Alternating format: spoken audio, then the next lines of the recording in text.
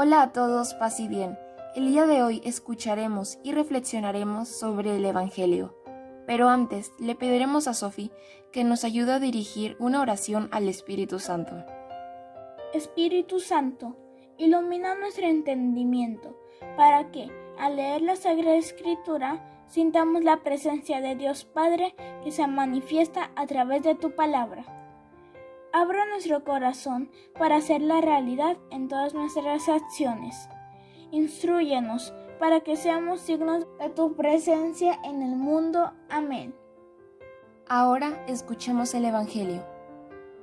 Del Santo Evangelio según San Mateo, capítulo 14, versículos del 22 al 33. En aquel tiempo, inmediatamente después de la multiplicación de los panes, Jesús hizo que sus discípulos subieran a la barca y se dirigieran a la otra orilla, mientras él despedía a la gente. Después de despedirla, subió al monte a solas para orar. Llegada la noche, estaba él solo ahí.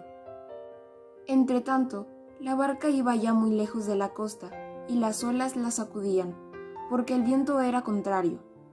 A la madrugada, Jesús fue hacia ellos, caminando sobre el agua. Los discípulos, al verlo andar sobre el agua, se espantaron y decían: ¡Es un fantasma! Y daban gritos de terror, pero Jesús les dijo enseguida: Tranquilícense y no teman, soy yo. Entonces le dijo Pedro: Señor, si eres tú, mándame ir a ti caminando sobre el agua.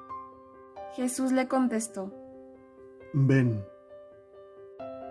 Pedro bajó de la barca y comenzó a caminar sobre el agua hacia Jesús, pero al sentir la fuerza del viento le entró miedo, comenzó a hundirse y gritó: ¡Sálvame, Señor!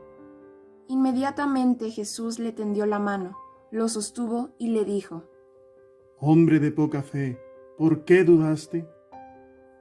En cuanto subieron a la barca, el viento se calmó. Los que estaban en la barca se postraron ante Jesús, diciendo: Verdaderamente, tú eres el Hijo de Dios. Palabra del Señor. Gloria a ti, Señor Jesús. Oye, Sofi, ¿y tú recuerdas qué es lo que hizo Jesús después de despedir a sus discípulos? Se quedó orando en el monte. ¿Y después qué hizo?